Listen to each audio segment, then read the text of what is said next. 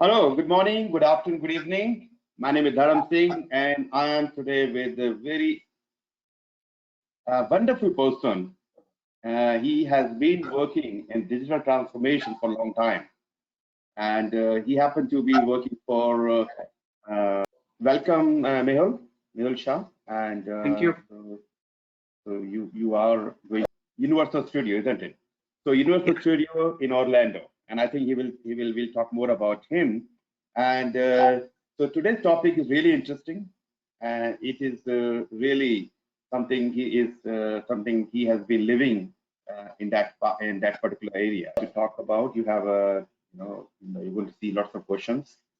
So I just want to acknowledge that we still in the pandemic stage. Many places is recovering. In US, it's much better. In many countries, it's much better. But still, the effect of pandemic of COVID is not gone. So I will still recommend everyone to take extra precaution to stay away from pandemic or coronavirus as much as you can, and still looking after your health, well-being, and also not only yours but your community, your family, your relatives, anyone. So it's a crucial time.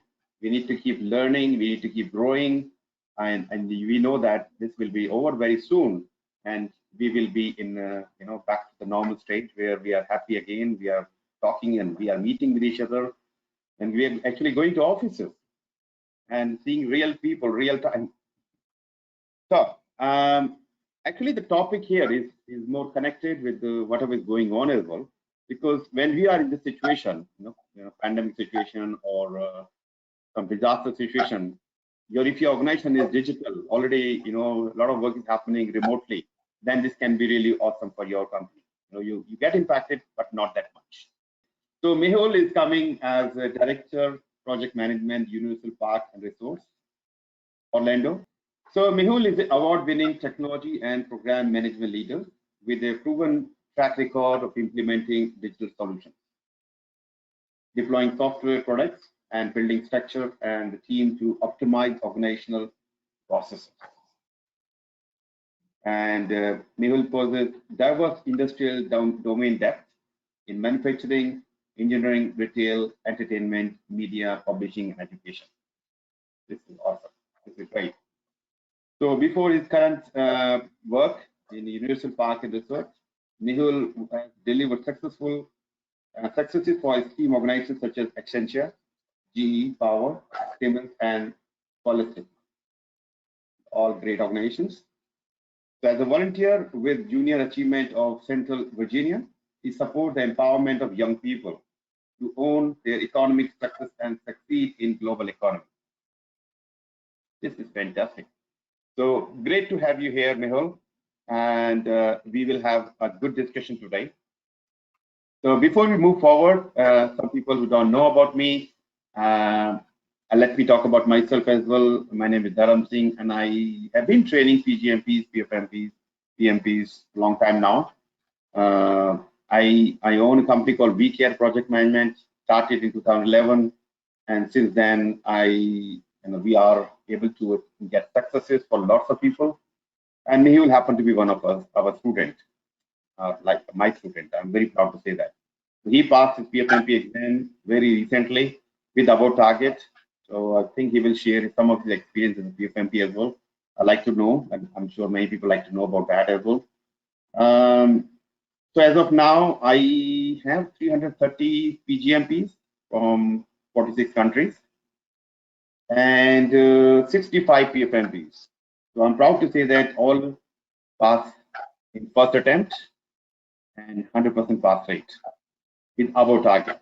So I don't think I should be expecting more than this.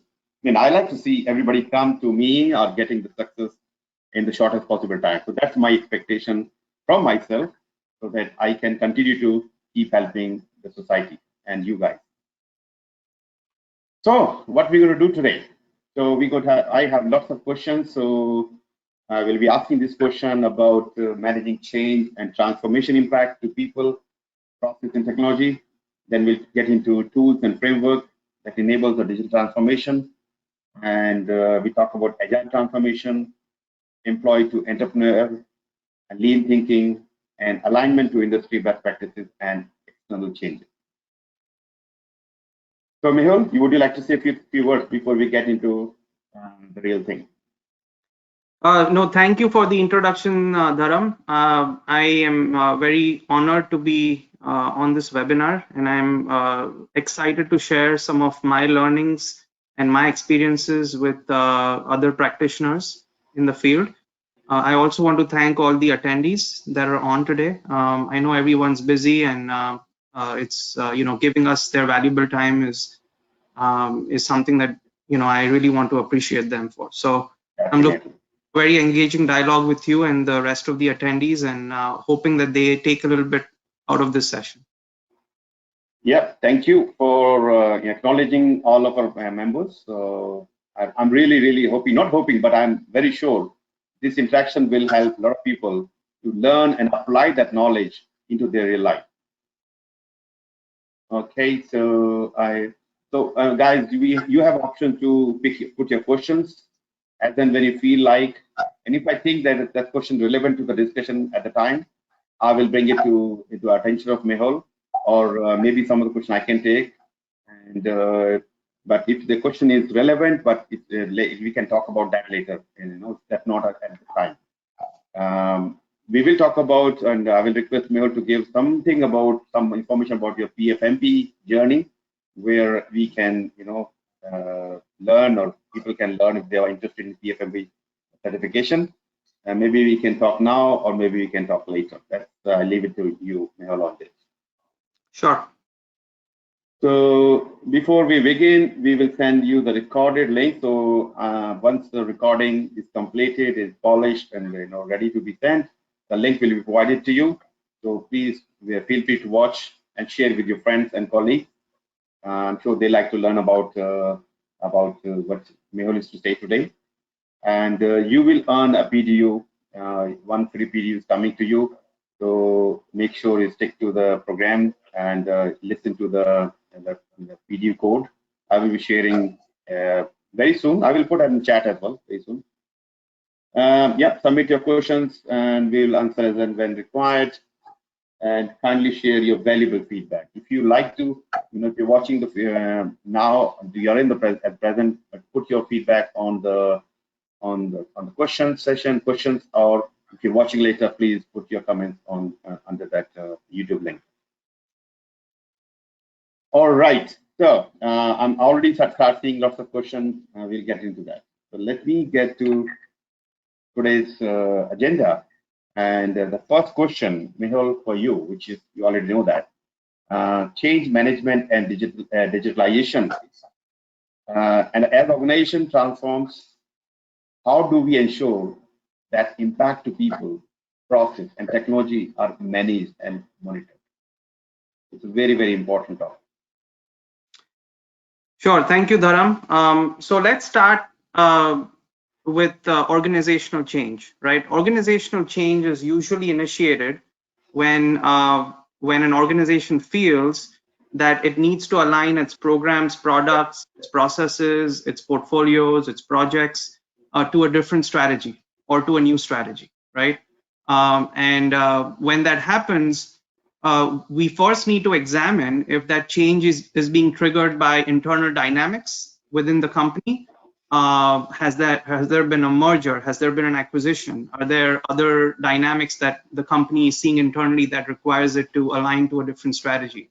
It could also be caused by external forces and external factors, right? So I don't have to say this. Everyone has been impacted in one way or the other by COVID-19. And that's an external force, right? Something that companies are still grappling with, still struggling to address, still trying to relate to the impacts that the pandemic has had on some of their processes, on some of their resources. So what you see here is a typical change transition curve. And when you think about what are the most critical resources of an organization, right? Some people might say, oh, maybe it's products, maybe the products that it makes, maybe the services it offers, right? If I think about it, it's the people. It's the human resources that the company has, which are the most critical assets. And when transformation is initiated, This specific trend that you're seeing on the slide has been studied, has been analyzed, has been reviewed by subject matter experts for many, many decades. And of late, because of COVID-19 and its impacts, it's found a new meaning. It's found new relevance.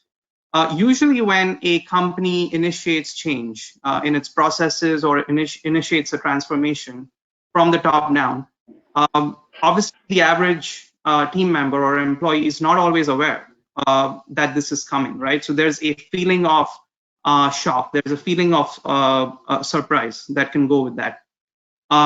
Once that subsides, the next stage is that of denial, because the average employee feels, look, that's great, this is happening, I've seen this happen in the past, and it usually impacts the top layer of the organization, the top leadership, and I'm still going to be here, I'm still going to be doing my day job, and nothing is going to change, right?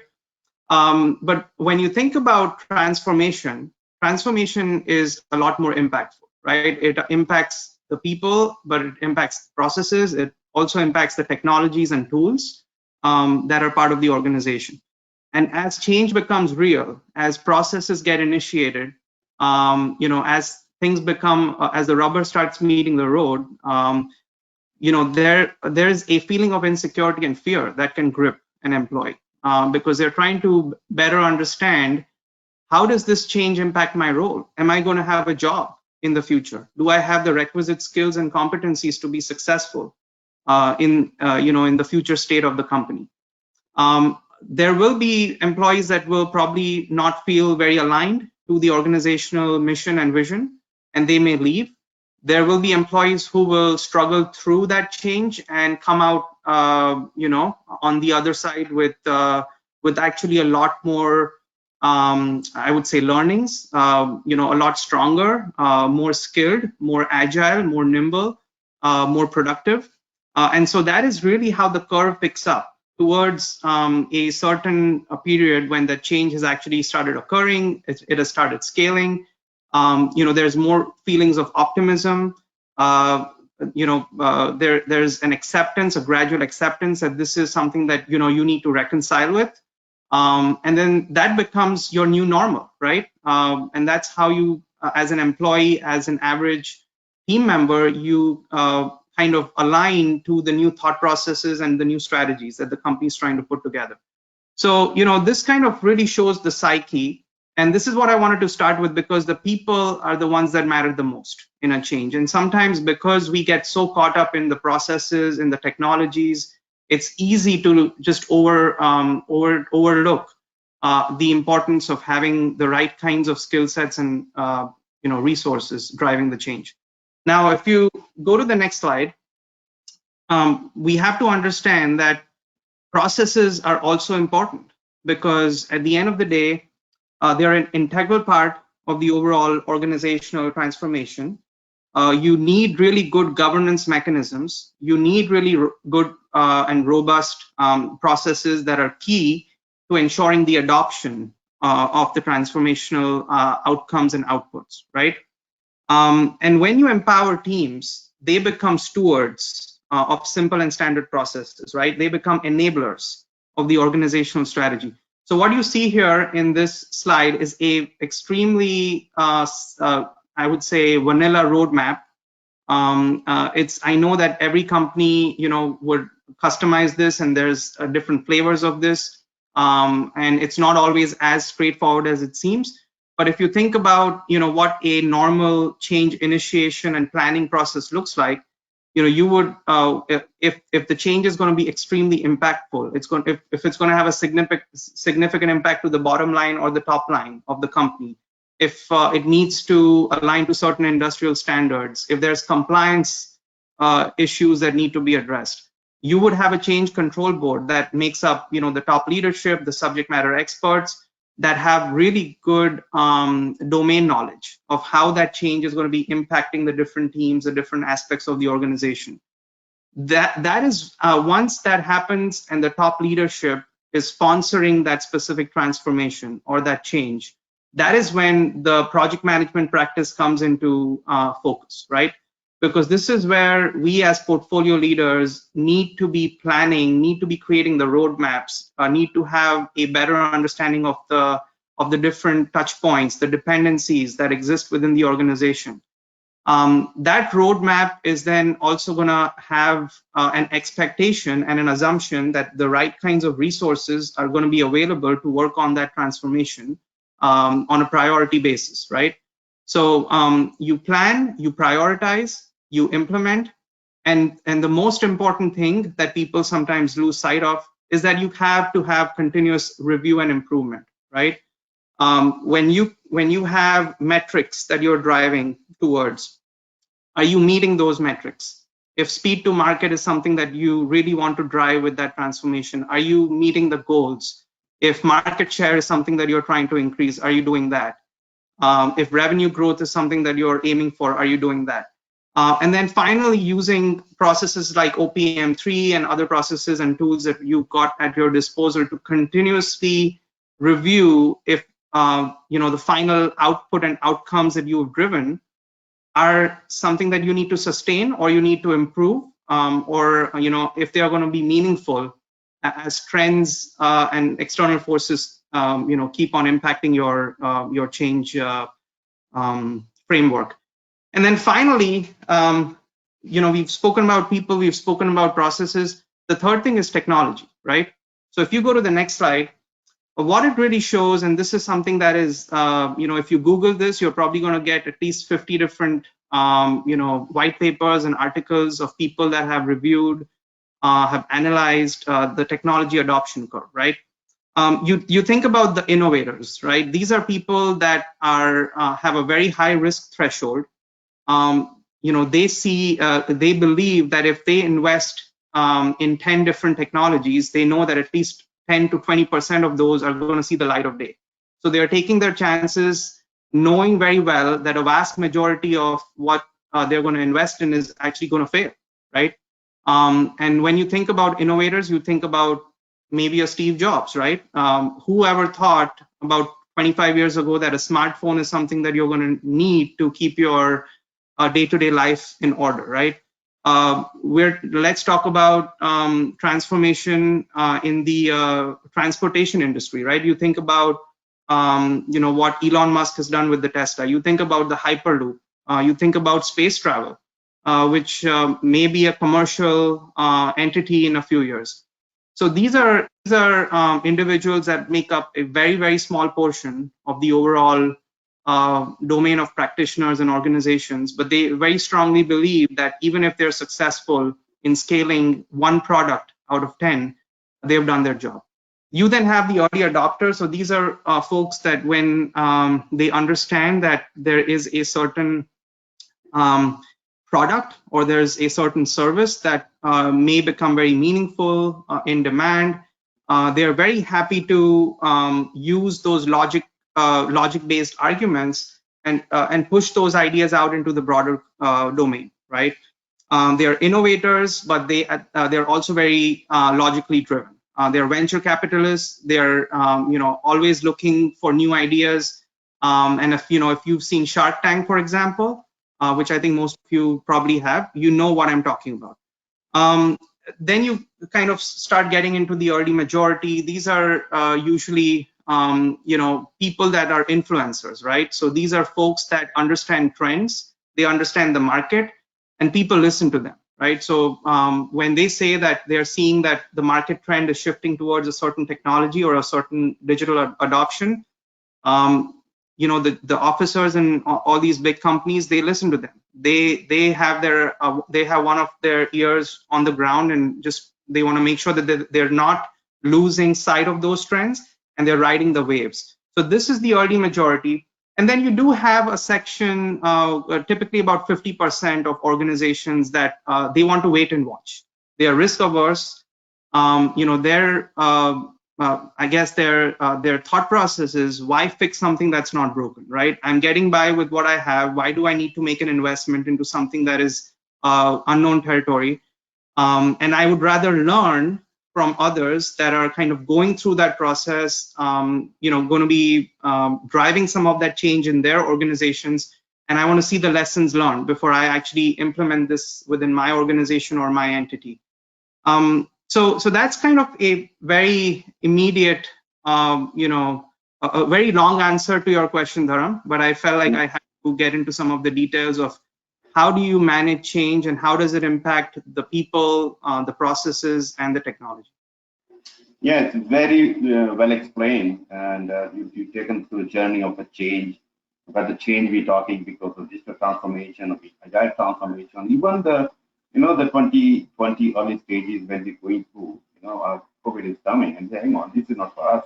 As you go on, taken us through the cycle, you can easily see that, it can be applied to almost anything, not only the organization level, but the personal level as well. So, it's great. And you divided different type of stakeholder, I can call them, and they are innovators, early adopters. So that's also valid. If you can classify, categorize them, it will help you to work with these different type of stakeholder in a more efficient way. You can channelize your energy to their what you feel that okay, these are late majority. Yes, you need to keep them informed, but at the same time, you don't put too much information, too much focus on them. The focus can be the first few of them. Great stuff. Thank you. I do have a relevant question, and this is coming from Bagi. Me and my family enjoyed Universal Studio during our past visit. That's a compliment. A good place for fun. My question is around agile transformation. How can keep up the team morale and team building effort in these remote working times? Really, really relevant question. I, as a leader myself, have struggled through this, especially in the first few months of the pandemic when we all were still trying to come to terms with the new working arrangement, right? Think about being in the office on a Friday with everyone else and literally being told on a weekend that, okay, well, don't come to work anymore till we tell you to, starting Monday, because, we want you to be safe and we want your families to be safe. I think, what I have to answer the question more directly, what I have observed is one thing that you can do as a leader or even as an average employee is make the extra effort to socialize and to stay in touch with your peers, right? And I'm not just talking about your immediate team members. You're going to be talking to them almost on a daily basis anyway. I'm talking about, other teams that work with you on and off that you're not necessarily going to be, seeing in person. So make that extra effort to maybe set maybe an hour or 2 hours every week to create some touch-based meetings with some of your most critical stakeholders, and just start conversations on a very personal note. Don't get into the work aspect immediately. Ask them questions, meaningful questions about how are you doing? How is your family doing? What kind of struggles are you having? Sometimes just talking to people about those situations can be extremely therapeutic. You can get to learn a lot from the kinds of struggles that they're going through. They may learn a little bit from you. And there's a sense of community that can easily build, right? That we're all going through the same thing. We're all having the same challenges. The other thing that I do is in my all hands meeting that I do every month with my team, we always have a team building activity, right? We always spend 10 to 15 minutes on doing something virtually that can, almost act as an icebreaker, can help the team, connect or stay connected with each other. As the pandemic in the US especially has kind of receded, maybe there's opportunities as people get vaccinated to even meet with them, right, on a one-on-one basis in person to kind of just make sure that they understand that, yes, we are all human, we are all real people, we are not just an audio that is talking in the phone or on the computer. I think recognizing folks is extremely important. So, that can be easily lost, is make that extra effort when someone's doing a really good job to recognize them, to reward them. So I think those are the few things that you can do in a very remote working environment to stay very connected and collaborate effectively. Yeah, very, very well answered, So, especially in the remote working environment, the things are, when you see people, you can, interaction is different, but when you're remote, you don't know what the person is going through. you very valid to say that, because of COVID, it can be impacting them or maybe the immediate family members. And if you just ask about work, it's one way or other you may lose, you may lose the connection with the person, and the respect you are getting at the moment may not be there. So yeah, so having a team meeting and having not just talking about the projects and programs, talk about some of the informal things to find the connection among team members. So it's a very valid and it's very important during this time while we're coming out. And I really hope that this is the end of, we are somewhere here. If you look at the graph, we're probably somewhere here, and we just go this side only. So thank you, and thanks for the question, Baggy. And okay, so next question I have. So what are the tools and framework you need to initiate digital transformation? Sure. So if you can get to the next slide, Dharam. This, is really the next step in your transformational journey, right? So now that you have, as a starting point, as a leader, reviewed, the human resources that you have at your disposal with the people, you have understood the current state of the existing processes that the company or the organization that you're a part of is using. You have done an inventory of the technology tools, the systems of record and transaction. The next step is, having understood that, what is the current state and where do you want to go, right? What is the future state that you're trying to achieve? There's a lot of different transformation models that are available in the marketplace today. I've listed some of them. Obviously, you don't need to use every single model that I'm showing here, but the one that has really stood the test of time, is really industry agnostic in many ways, is the McKinsey 7S framework, right? And I personally have used this in my leadership journeys as a transformation leader in the past.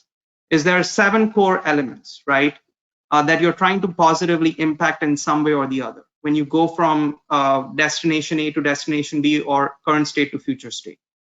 3 of these elements in McKinsey's framework are hard elements. So when you think about the strategy, when you think about the structure, and when you think about systems, these are hard elements. These are actual things, tangible things that you work with as an employee of a company or an entity. There's other soft elements like shared values, there's skills, there's style, there's the staff. So those are equally important too. When you think about strategy, it's exactly what it means, right? What is the strategy? What is the business strategy of the company? What are we trying to drive towards? What are our business goals and objectives? When you think about structure, you think about, okay, what's the kind of hierarchies that exist in the company? What are the different lines of communication? Is this a projectized organization? Is this a cross-matrix functional organization that we're talking about? And what is the end vision that you're trying to drive towards? You think about systems, right? So you think about, okay, what kinds of ERP systems are we using? What kinds of sales management tools are we using? Are we using Salesforce.com, for example?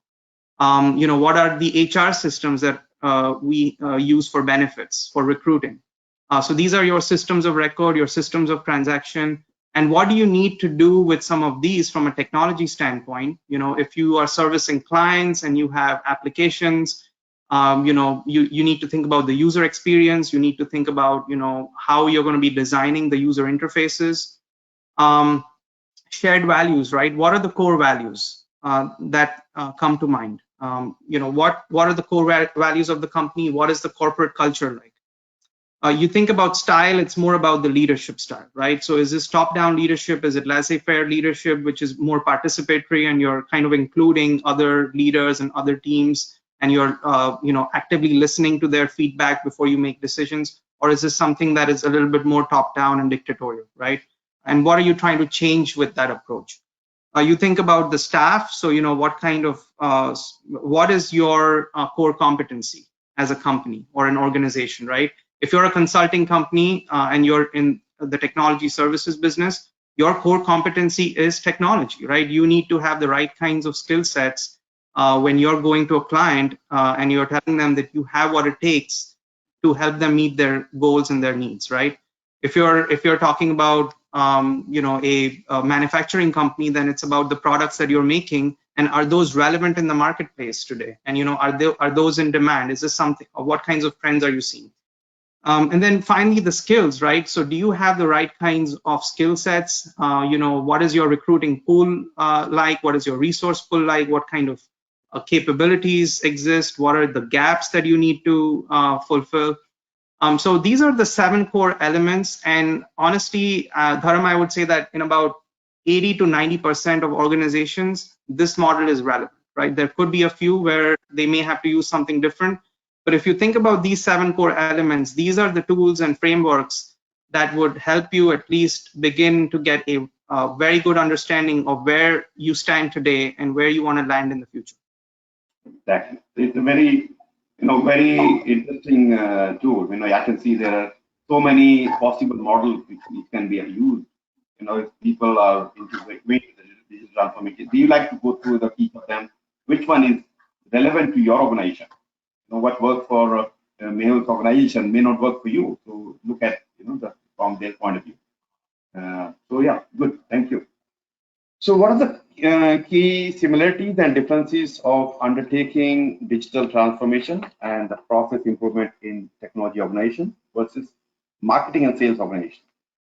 Right. So, if we had more time, I have worked in a vast array of different industries. I worked in the manufacturing industry, in consulting, in retail, in education, and now in media and entertainment. So I've seen the flavors of different team structures and different organizational styles play out in all those different companies. Let's now, piggyback of what I just spoke about, right? I spoke about McKinsey 7S framework, the 7 core elements, 3 of them being hard elements. One of the hard elements that we spoke about is structure, right? And I just wanted to zero in and focus on structure, because really the structure is what will help you get to that end state in a very, very efficient way, right? And this is the next few slides that you're going to see. I was actually privileged to be part of a training that happened earlier this year in my organization that was conducted by Agile Sherpas. That's an organization that promotes and really in many ways triggers thought on how you need to be building your team structures in a more nimble and agile way to be successful, right? To drive successful outcomes. So what you see here on your left is a very traditional structure, right? A very pyramid, top-down, hierarchical structure. Almost a waterfall based structure. Although waterfall is mainly used for processes, you can also think about this structure as a waterfall pyramid structure. And while this is known, the structure on the left is usually known to enable perfection in output delivery. It can end up inadvertently creating silos, right, within your company. It emphasizes very hierarchical thinking, right? It creates a lot of non-value added touch points. It really it can easily start creating more approval paths than you need to get the work done. And those bureaucratic struggles then become very prominent, and they almost chain the organization, chain the employees to be acting in a certain way, and almost does not promote productivity, right, in many ways. When you think of structure to your right, this is a structure that is a lot more nimble. This is a structure that includes empowered teams. These teams have clarity of purpose. They know what they need to accomplish to impact the critical metrics of the business. They're more aligned to the pace at which organizations want to move today, right? And the leaders in this structure are enablers in many ways, right? For them, it's about unlocking the potential of the team, ensuring that they're unleashing that potential and letting the team member, letting the average employee really bring their strengths to the table. It also means that you're able to leverage a lot of shared service models at your disposal, right? Which then leads to more flexibility. It leads to very seamless cross-matrix, cross-functional collaboration, which is very hard to achieve with the model that you see on the left. So, this is a typical, structure that a vast majority of industries and domains have begun to adopt at the right. And they're using different flavors of it. And, what started off as a massive revolution in the technology business, in the software business, where Agile became the buzzword. And, about 15, 20 years ago, it started gaining a lot of momentum. Has now really scaled to organizations that had nothing to do with Agile or didn't really understand what Agile meant, right? So if you go to the next slide, this kind of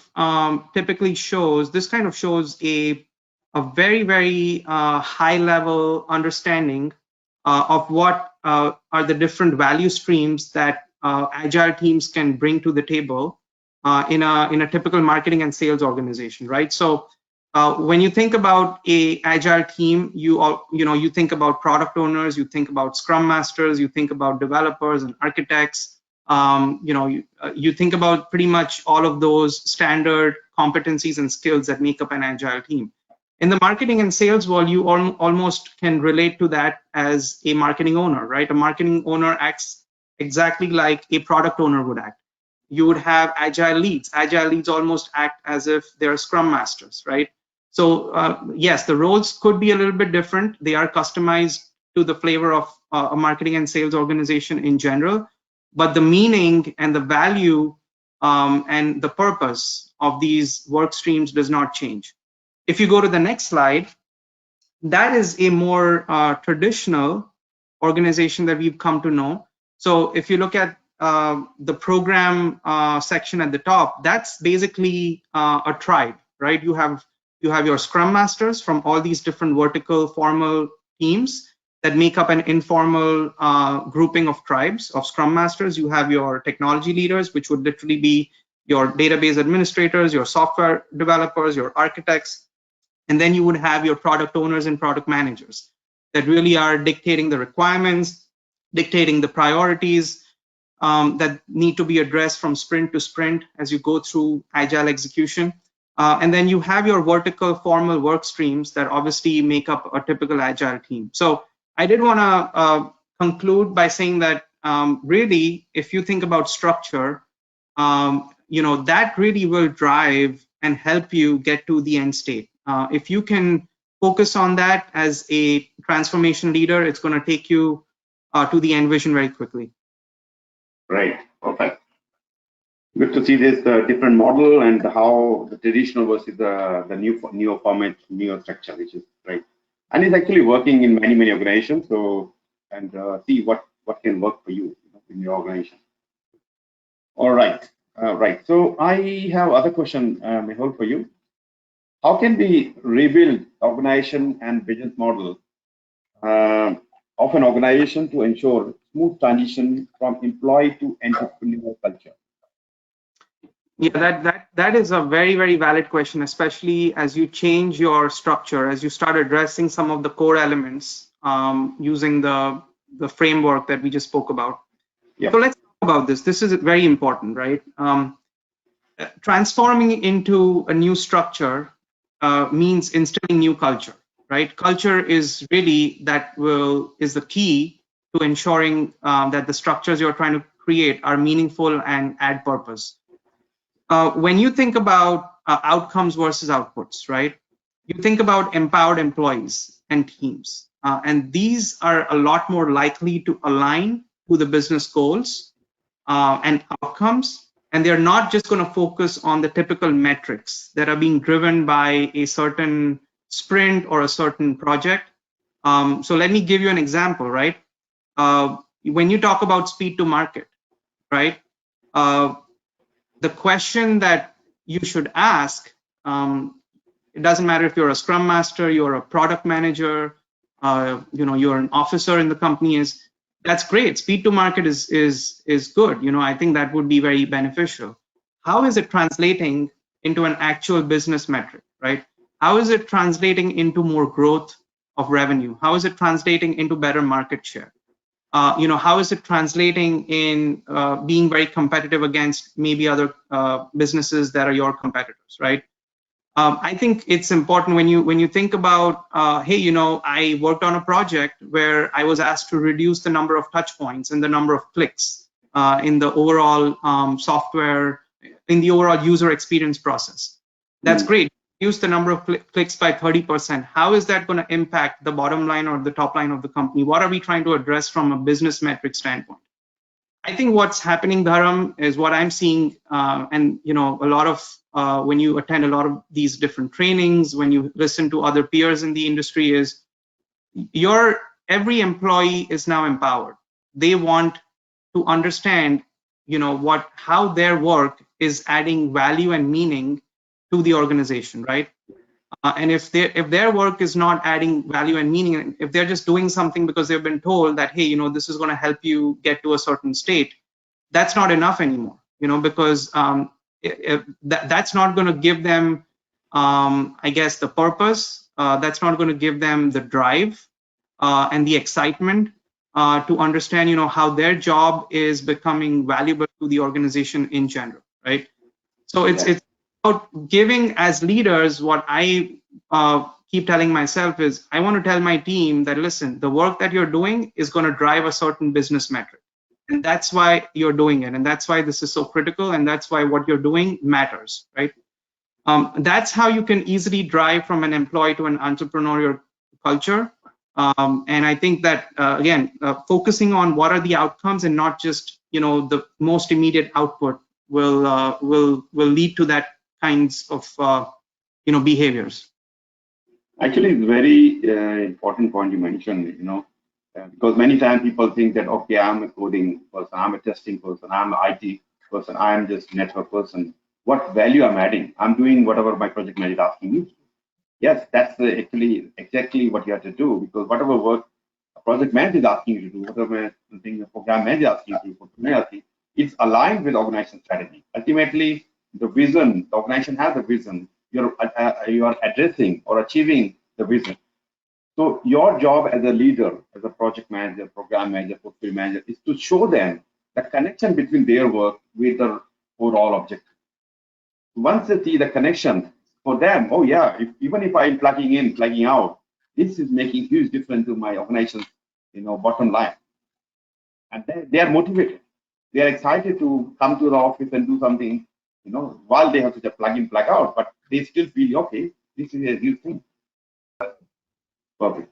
So the next question I have is, how can we leverage the principles of design thinking, agile development, and lean startup? Actually, I have two questions here. One is, how can we leverage principle of design thinking, agile development, and lean startup? And second question is, where to start when building an idea into a business? Is it idea to start when technology advancement are transforming the globe in unprecedented ways? So sorry, too many questions, two questions actually. I hope I'm not confusing you. Is it okay? No, that's fine. So I can definitely address some of that, Dharam. So if you go to the next slide, when we I personally, I have Lean Six Sigma certification, so I've studied the theory of Lean, right? And many of you in the meeting, if you're listening in or if you listen in the future on YouTube, you probably have done some sort of training in the past on Lean, because Lean has become a buzzword in the past decade. It really originated from how Toyota was manufacturing its cars and assembling its cars, and how they wanted to create a certain level of reliability and quality into their processes. But it's now becoming a lot more, I guess, familiar in businesses and domains way beyond manufacturing. So when you think about lean thinking, so lean, honestly, you can use all the buzzwords you want. You can use, what kind of Kanban boards are you using, etc. But it's more about the mindset, right? Lean is addressing a mindset. It's more about what kind of mindset are you bringing to your job as a leader when you're thinking about a transformation that has lean elements in it. So let me explain that. When you have to address processes, right, in an organization, and you are looking at the process, and you understand that there are struggles in that process. There's touch points, there are interfaces that may not be very beneficial, that are really quote unquote waste. It's not adding value in any way to the overall outcome that is being driven from those processes. That is when you have to start thinking, what can I do to eliminate that waste? What can you do to make the processes more productive? How can you eliminate some of those non-value added touch points? That is when lean thinking triggers, right? That's when some of the tools and resources that are at everyone's disposal as lean subject matter experts become more valuable. It helps organizations become more nimble. You adapt to change faster. That's extremely important, because you live in a world now where 6 months, you don't know how it's going to be 6 months down the line, right? You can make all the projections you want. You can make your 5-year projections. You can make your annual projections. And then, by the way, there's going to be something else that's going to come in and completely drive those south in a different direction.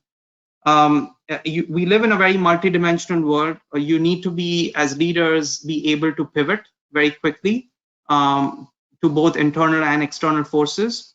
You need to stay nimble, because if you have a very, very bureaucratic process, when you have to align to the new strategy or to the change, it's going to take you a lot longer.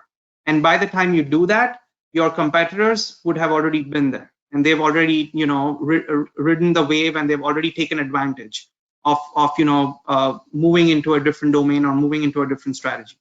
So it's about ensuring that you're able to adapt a lot faster. It's about building capabilities to understand and to continuously verify and review what aspects of the process need to be simplified, need to be standardized, need to be nimble, need to be completed with more efficiency. It's about staying competitive, and it's about sustaining them, right? So lean is not something that has a starting and an end point. It's not like a project that has a start date and an end date. It's a continuous process. So that is, adopting that mindset and adopting that thinking is extremely critical as you proceed to kind of challenge yourself as an employee or as a leader in the new world.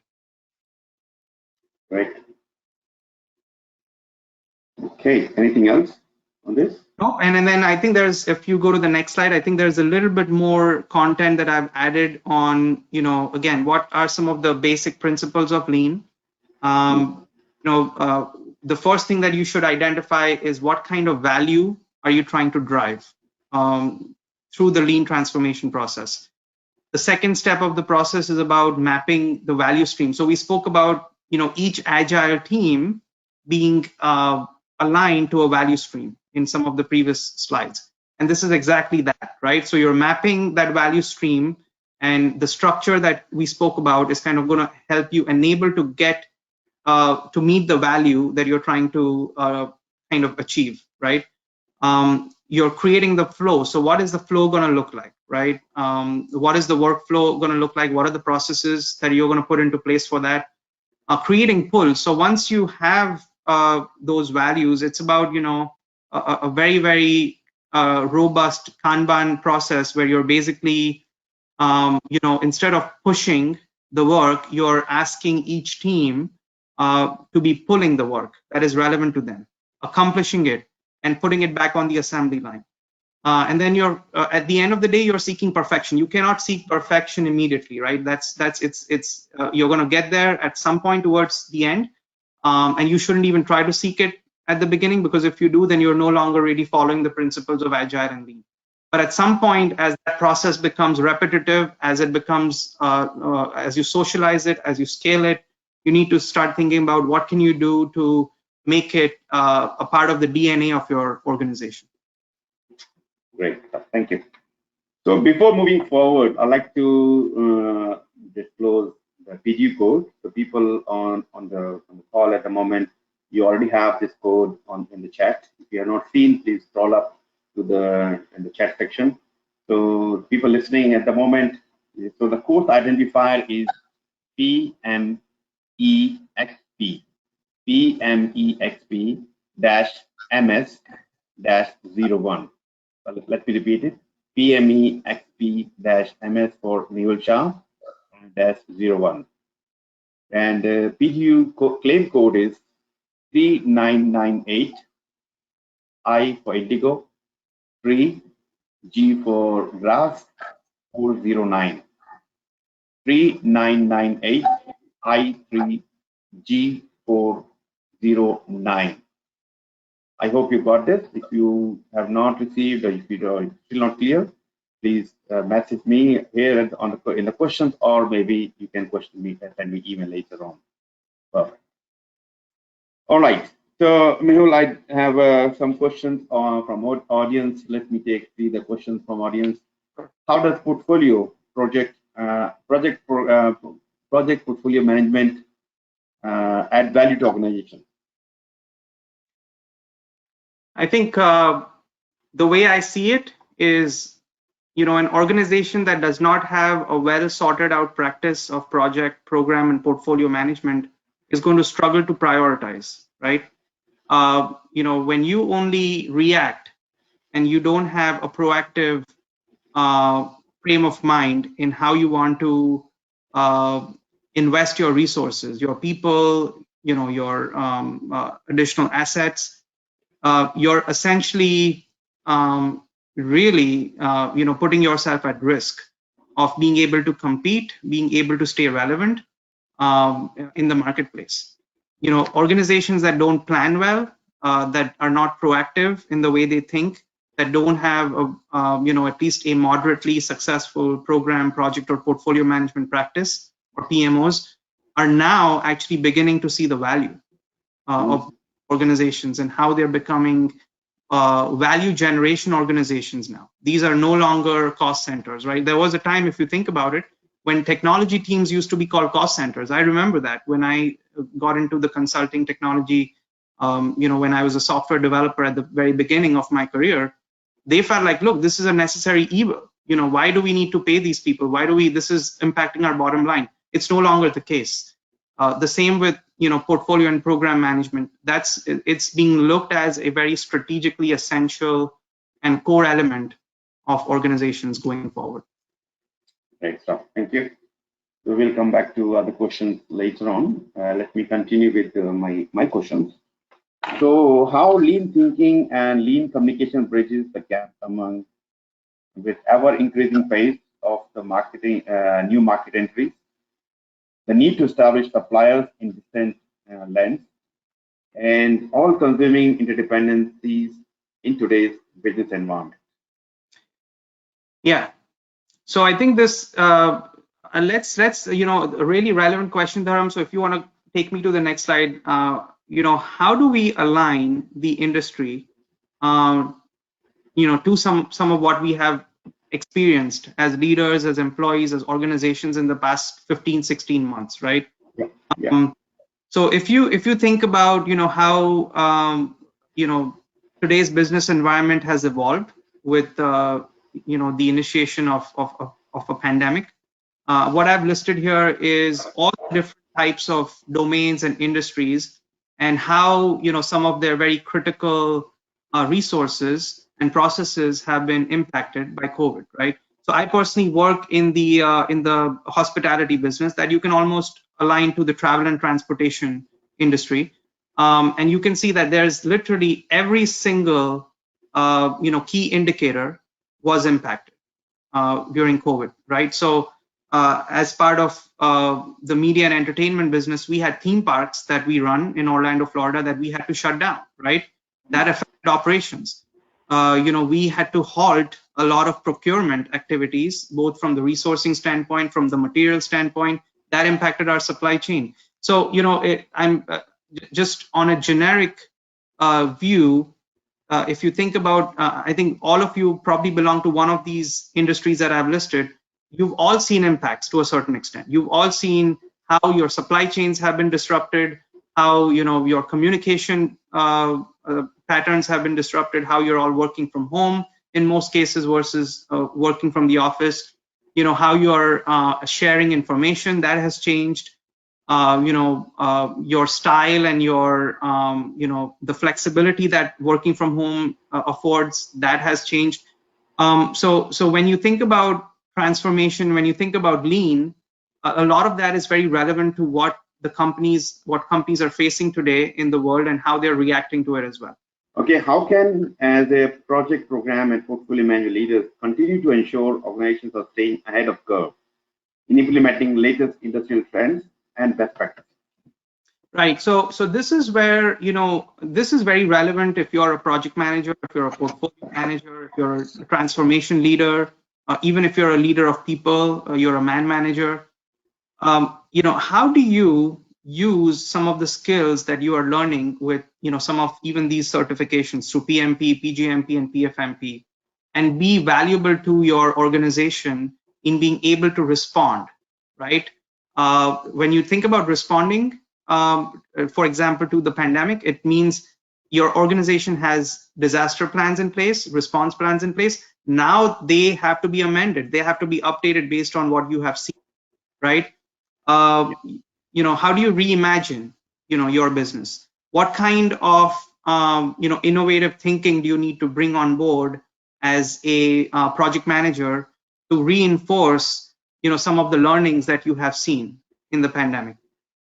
Rebounding, right? So once you have a new strategy in place, as a large set of companies have adopted to the pandemic, what is more relevant now than it was in March 2020? A lot of things that companies thought were not relevant in March 2020 are extremely relevant now. How do you create portfolios and programs that align to those new strategies, right?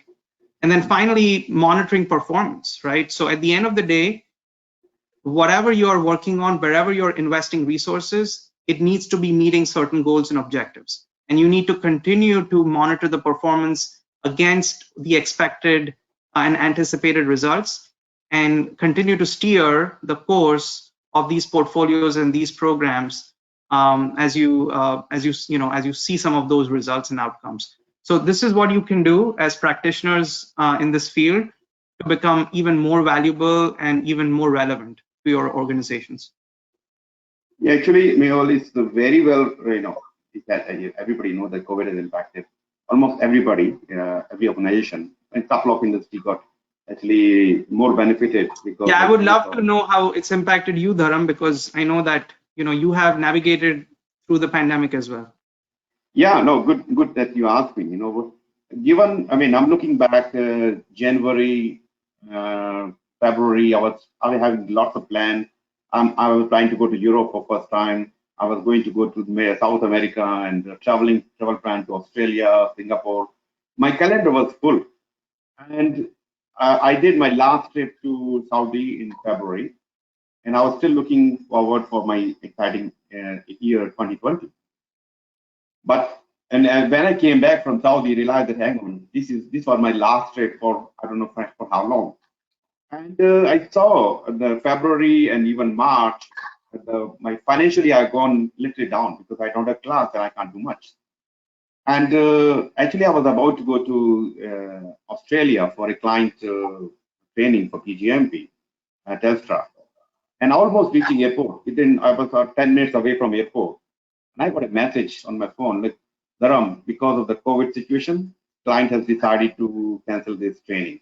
Hang on, oh my God. No, it's an impact. One is you don't get the fund, whatever money you're expecting from this assignment. Second is, what about the flight ticket? What about the taxi? Whatever you have been spent so far. Anyway, so that's actually a good thing happened. And when I came home, I talked to them. I said, look, what we can do something remotely. I have been doing remote training for a long time anyway. So I was able to create virtual bootcamp, and that was the start. And after that, I have conducted many virtual bootcamp for PgMP, PfMP. So my March was literally gone negative. Suddenly, the April, May, June, July, I start seeing positive, and it was much better than pre-COVID time. So, as you correctly mentioned, you need to reimagine, you revive yourself, and look at what can work, re-strategize, and you never know what is bringing to you. So, the model I have now established, I don't have to travel anywhere, but I will be, I will still start traveling. One is I get to see people physically meeting, and that's a good thing. And get to eat good food as well sometimes.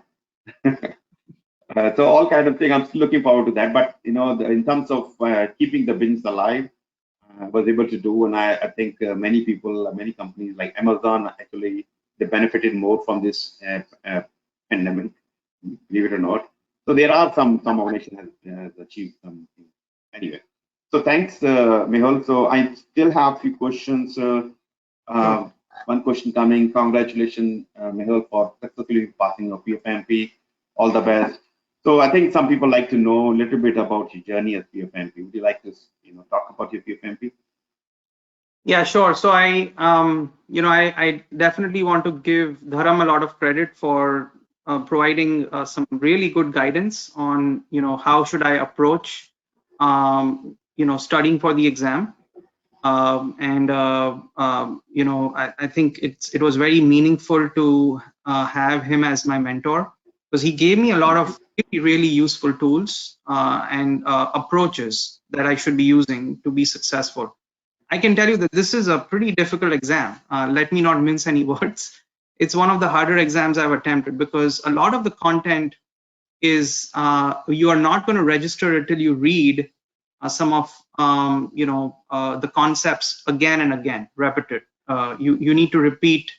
You need to be repetitive. You cannot give up. You cannot get bored. You have to keep reading the content, and you have to keep understanding what the exam is trying to gauge. Right, the exam is not trying to gauge if you understand what it means to be a portfolio manager. It is trying to gauge if you understand what would be your instincts in a certain scenario. What would be the first step that you would want to take in a certain situation? You can take all four steps. You can take all the different kinds of scenarios that are part of some of these questions. They all seem correct, but what is the most relevant? What is the one that you would really address first and foremost as a portfolio manager?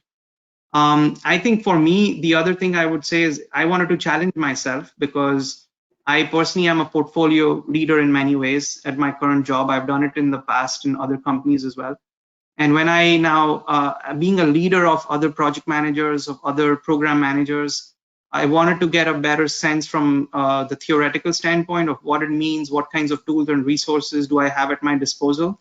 So I think I personally feel very grateful that I've bumped into Dharam while I was trying to set myself up to attend the exam, and thankfully I did pass it on my first attempt. So please reach out to me if you have any other questions. I'm happy to address them, but I think it's just it's about having the conviction and the drive to succeed, really sacrificing and spending time outside of work to read and study hard, and to follow some of the advice that Dharam is able to give the practitioners who are attempting to do this exam. So, Like I like to give, I do take a lot of credit, and I feel, I have so many PgMPs, so many PfMPs, but that in the end, it is about you, how you will to take your journey, how positively you take the journey, learn from the process we have established, or learn from the video and all these things. I can create everything, but if you are not ready to learn, then all is wasted. So what you did, Mehul, you are always ready, you are prepared, before coming to class. And when you answer the question, I know exactly, yes, this person is is going to get his PfMP very, very soon. And I think how long it took for you to start and end? about 3 months, I think. So I think Yeah. I did. I started following you as as my mentor in about February or March, and then I think I passed the exam in May. So. Yeah. No, it's not. It's actually reasonable time. Many people who are taking longer than 3 months.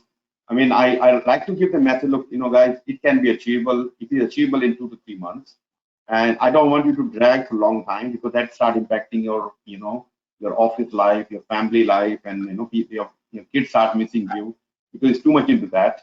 So get it done as soon as possible. So 3 months, what you got is very kind of optimized time, can be achieved in 2 months. I've seen people doing it 2 months, but also depends on the application. Application process can take time. As some people have seen that they're saying at the moment the initial review, which can take 5 to 20 days, or the panel review. PfMP is faster than other PgMP for some reason. It's just taking 10 days to, they're saying 2 months as well. So be prepared for 2 months time frame for application. But don't just wait for the application to be approved. Then I will, go through my learning process. While this application is going on with PMI, you should get yourself started and keep learning from, from the material I have created or standard we have. And just before, when I'm talking about standard, let me remind people who are going to attempt or planning to do PfMP, make sure you are downloading or using standard for portfolio management, third edition. Okay, third edition, because there are fourth edition is also available for a long time. For some reason, PMI has removed the third edition from the, from the shopping, where you can buy the book. But I'm in the discussion with PMI. Hey guys, why you have removed? You have to bring it back. So for you need to know the third edition is the book which is relevant for this exam. Yeah, if you cannot find the book, you can contact me. You can look at Amazon or you contact me. I do have some other books. And some of the programs which you like to consider, PgMP program, PfMP program, have a look. And I do provide some discounts. And this, by the way, just please note, discount is available for people who are in real need. If your organization is paying you, please don't ask me the discount. If you are capable of paying, please don't ask me discount. But these discounts, I will tell you which this. So women in profession. So I like to see more and more women getting the better and better at getting certification and achieve their goals and become equal or maybe better than men.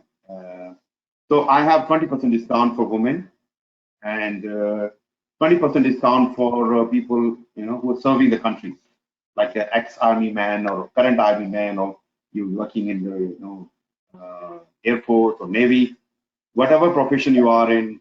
If you are if you've done the service or you're doing service, please reach out to me. I'd like to help you out with that. In the third categories is disabled. If you have any kind of disability and that is impacting you, which is I like to help you out. Same thing, 20% discount. And I like to acknowledge everybody today joining. If you're joining any of my program and you tell me that Dharam, you told me in this Mehul's program, I will give you 10% discount to the training program, upcoming training program mentioned here. So when you're reaching out to me, and if you are in the session, if you watch the session, please let me know that if you are eligible for any discount, because I don't advertise that. Only time I tell in the sessions. If you have any, if you need any help. By the way, I didn't mention that you lost a job and you cannot get back into job market back, and or COVID has impacted you. Let me know. While it's not in the category, I like to help you there as well. So whatever way I can help you personally, I will do that. If you can say, Dharam, I cannot pay you upfront, I can pay you installment. Doesn't matter. We can work out something for you. Okay? The most important thing for me is you get the learning and you achieve your goals. And once you get the goals and you get your objective achieved. I'm glad to see Mehul got his results. He never have to ask his any discount. As I said, only ask when you cannot afford or your organization cannot afford. Some organizations say, look, you cannot afford it. So you please come to me and we can talk about it. I will work out something for you. Okay. So I have ongoing mentoring programs, or also virtual boot camps, and also personal boot camp, personal programs as well. In case you want to have a one-to-one session, that's also available. And how can you come touch with me? So there's a bit link you can click, and I also shared on the chat. You can register yourself. So that's how we're going to connect. Book the meeting. If you have booked the meeting with me, doesn't matter what subject it is. If you're looking for job, some assistance, I will happy to help you out. Yes, this is my precious time, your precious time. You're going to use it in the best possible way. So it's not a sales call, it's nothing like that. If you don't take any services from me, that's okay. But if I can give you my 15-minute time, 30-minute time, and change your direction or change your life, I like to do that. Mehul, is okay with for you to take a couple more questions? Yeah, sure. So, how to integrate the new hire with organization, unstated and unspoken culture to drive growth in the work from home environment, and is it important to do so? Why? Yeah, this is a very good question. This is something that I have had to do in the last few months as a leader. So in the first few months of the pandemic, because the business was impacted, we were not necessarily hiring new talent from the outside. But as we've started onboarding new employees in the past few months, one of the things that I have asked my program managers to be doing is to create really, I would say, comprehensive onboarding plans, right, for new joinees. So what should they be doing in the first few days once they become a part of the organization? What should they be doing in the first few weeks? What are the different tools and resources that they should be referring to? Who should they be talking to? Who should they be meeting with? What kinds of trainings do they need to be completing? So I think having a very structured and very well organized onboarding plan is extremely critical, especially when you're onboarding or hiring new talent and they're going to be working remotely. It just gives them that confidence that they have a certain roadmap that has been put in front of them. It also helps them come up to speed a lot faster and start being very productive to the team. So, what are the key aspects of digital transformation word that could have a major impact on ethics? I think if you think about a lot of what the companies have been facing in the last decade or so with digital transformation is they're going into unknown territory at times, right? So, think about a company that didn't really have a very strong social media presence or presence in the e-commerce framework. And now they have begun to advertise themselves, they've begun to market themselves, they've begun to seek feedback from their customers and their clients. I think it's very critical to have some sort of a legal subject matter expert or a practice that is helping you address how to connect with some of these customers, suppliers, partners in the new digital world, in the social media world. You have to be very careful. For example, if you're going to drive some new content on your website, right? You want to be careful that some of the intellectual property that you're leveraging is extremely buttoned up. You have permission to use some of that intellectual property from the folks that have originally created it. That you are, using the right kinds of ways to kind of give them credit for it. So I think that's just one example out of many more that can come to fruition. But it's very important that because companies are going into uncharted waters, they're becoming a lot more digitized or digitalized, that they have some sort of way in which they're addressing some of the steps that they're taking and making sure that they're not crossing any boundaries or lines.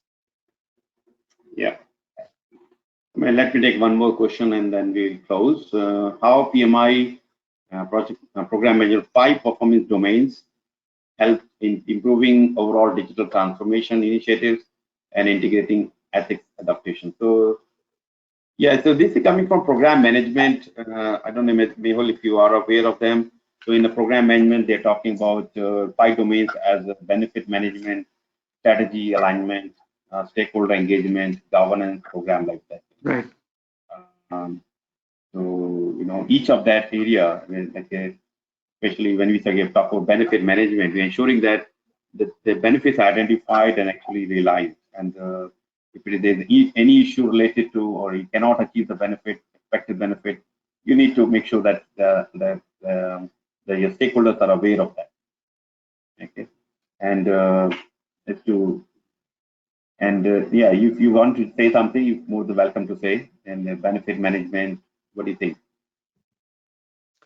No, I think you covered it, Dharam. I think when you look at the PMI code of ethics, for example, it gives Yeah, you very clear direction on yeah, how they expect you to engage and behave as a PM practitioner, especially if you're, a member of PMI, and even if you're not, right? There's a certain code of conduct that you should always be following. And I yeah, always look at that when I look, how do you continue to have integrity in your day-to-day job?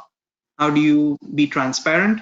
How ensuring that you have a very professional way of dealing with suppliers. You have a way to negotiate. That you're following the boundaries that are laid out. exactly. And ensuring that your stakeholders are aware what is possible, what is not possible. If something is not right, keep them informed. And we look from the governance point of view, you have structure that is actually making sure that you are staying within the boundaries and delivering what is expected. Yeah. Okay, I think that's it from now for now. Guys, if you still have any problem with the PDU, I have shared them on again on the chat. So please check again. If you're still not getting, let me know. Email me. I will send you an email for that. Okay, so I think we have covered everything we thought we were going to talk today. I know we've gone 22 minutes over time, but and I like to appreciate all of you who stays.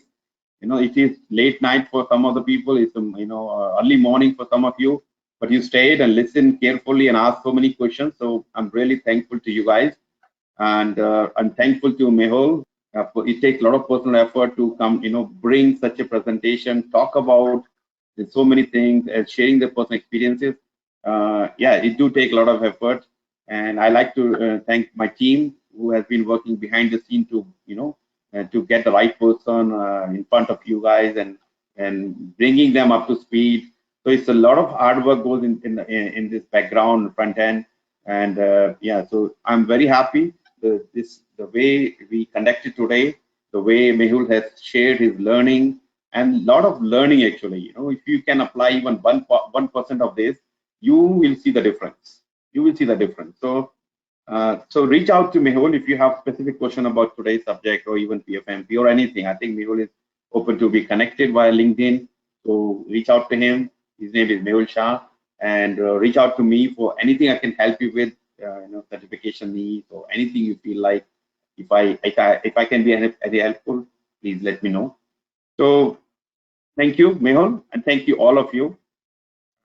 Any last words? No, thank you so much. I really enjoyed the dialogue. Look forward to doing more sessions in the future. But yes, please reach out if you have any questions. And thank you, Dharam, for Yeah, the opportunity. great stuff. And guys, so you keep an eye on the future webinars. The webinar I'm running as question sessions, PgMP PfMP.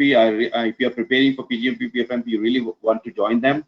You will learn how to answer the questions, and there are many webinars coming lined up, just like this one, today's one. Many professionals are ready to, I think my calendar is full up to September or even October. So, you will learn a lot from these webinars. So if you want, please join the YouTube, subscribe the YouTube channel. So you keep looking, you will get notification about the recordings as well. So with this, I'd like to conclude with thanks and message that we still have to stay safe, keep the social distancing and whatever. You don't let your guards down. It's the last thing you want. You start feeling comfortable, and then the third wave coming and the fourth wave coming. You really have to fight this COVID out. Everybody has to play the part, and we're going to make it happen. So Great. thank you guys, thank you everyone, and stay tuned. Take care. Thank Bye you. bye.